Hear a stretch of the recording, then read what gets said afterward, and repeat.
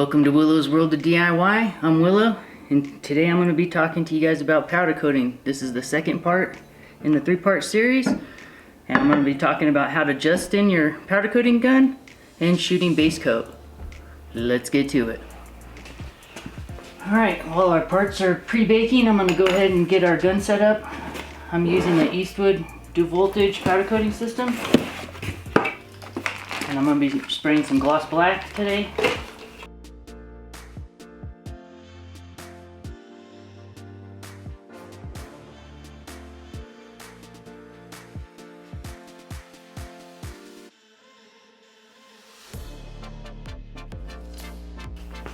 I'm going to go ahead and blow out the container.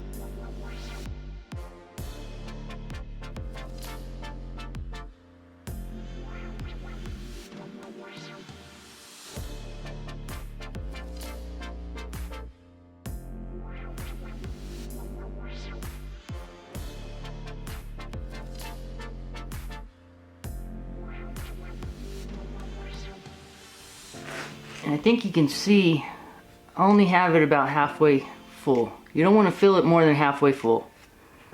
That's very important on this gun. I have my air stone on the air inlet. If you don't know what, if these this air stone and this slip coupling doesn't look familiar, you might want to check out my video on the upgrades and modifications to this gun. I'll post a link and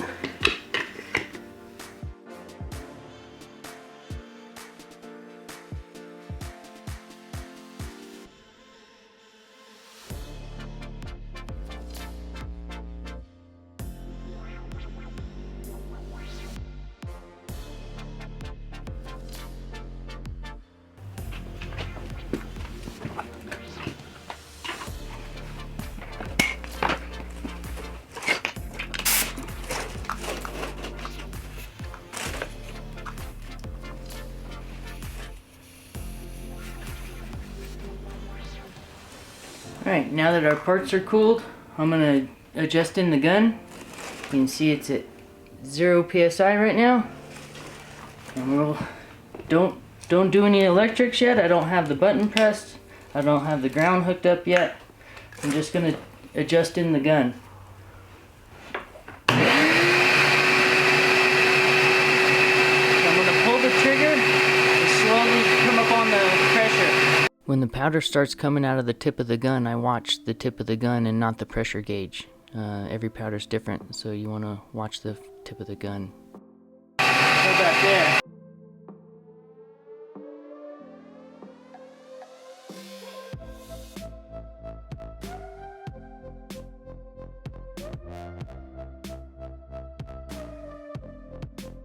You see I'm running 10 psi.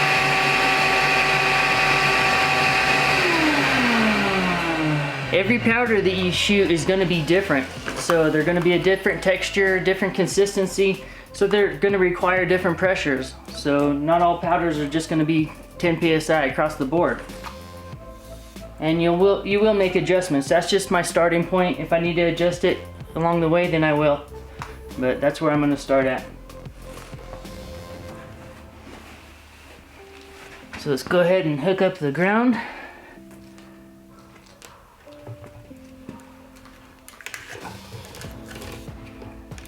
And I'm just going to hook it up here on the metal rod that we have everything tied to. If I'm not getting a good ground from that point, then I'll move it onto here, the wire ties. And if I'm still not getting a good ground, then I'll hook it directly to the part itself. You want to think about the way you're going to shoot these before you shoot them. I got them hung this way for an angle, for a reason. Have them straight down so the powder isn't going to collect at any point and build up. You also want to think about your Faraday cage effect and your hard spots to shoot. Those are the spots you want to shoot first. So on these pieces, my hard places to shoot are going to be these 90-degree angles. So those are the areas that I'm going to address first, and then I'll flip it and shoot the rest of it. You got to press this button.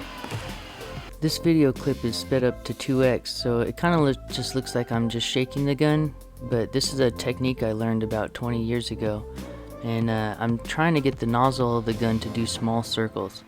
This technique really helps the powder act like a fluid inside of the gun, so it won't clump up and spit. You can see on here a little bit of Faraday cage effect is happening right in that seam. I'm going to go ahead and move my ground onto this one just so it gets a better ground, and we'll see how that does.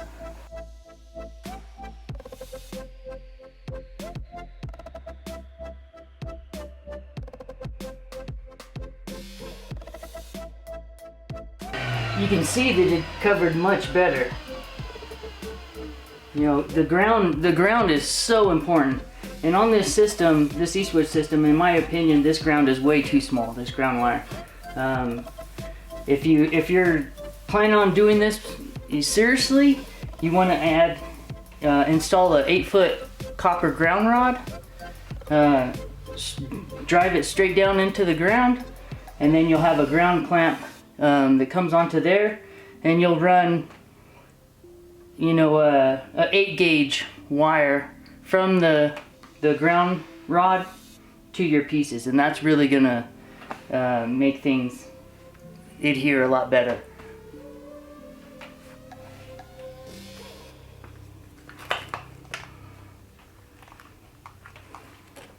I'm gonna hold the electrical button in my hand here, use my thumb and my finger, and we're gonna turn this part with my other hand, and I'm gonna be using a welding glove so I don't get shocked.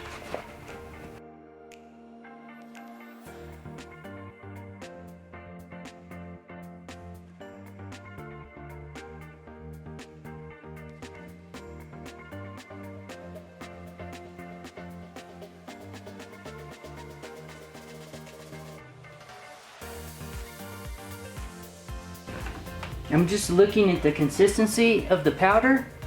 I'm trying to spot my thickness by looking at the way the powder is standing on the metal.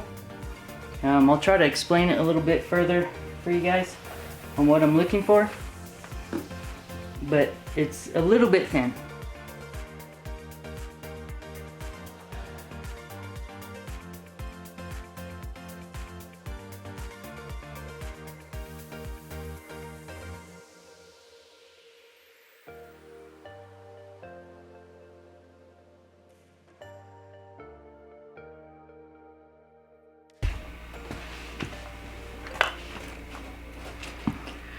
Alright, so here I just wanted you guys to be able to see, you know, static pressure. I'm running close to 8 pounds, but my running pressure, see how it drops?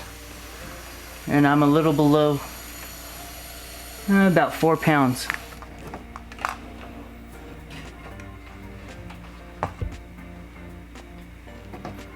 Now I'm gonna go ahead and flip our parts so we can shoot the other side.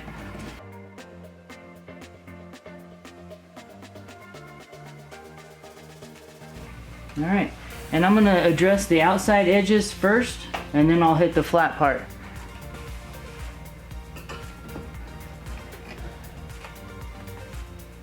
Hook up our grounding rod. Then you want to notice that I'm always starting my gun off of the piece. You don't want to pull the trigger while you're aiming at the piece, because the gun might spit, you know, a bunch of powder, and you'll get, you know, spit marks and stuff on it. You always want to start off of the piece and then move on to it.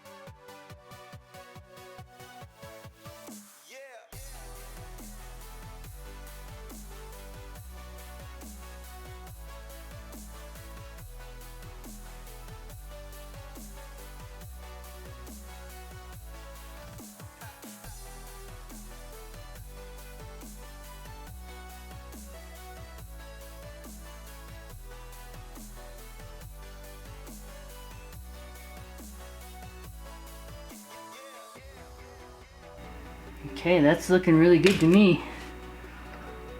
Flip it back around and check out the other side.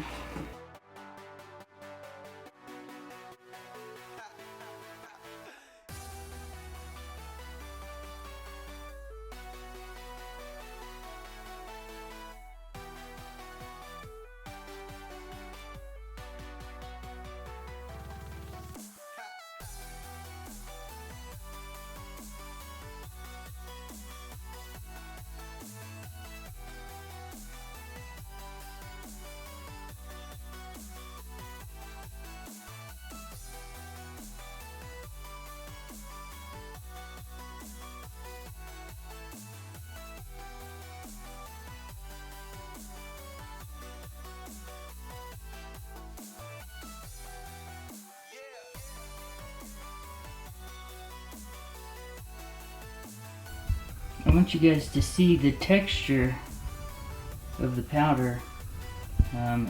It might not even pick up as much as I can notice with my own eye on the camera, I'm not sure.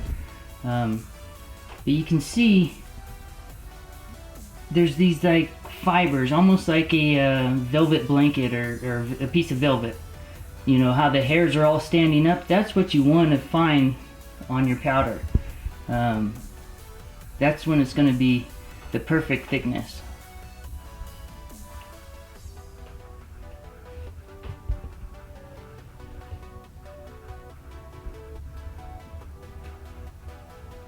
And you can see just a tiny bit right in here. I'm just barely a little bit getting on the thick side. But it won't be enough to notice once we bake it out.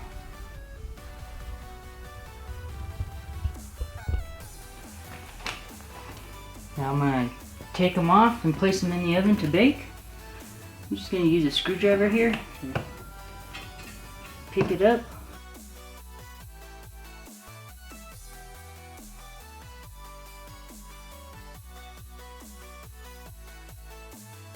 I'm going to go place it in the oven.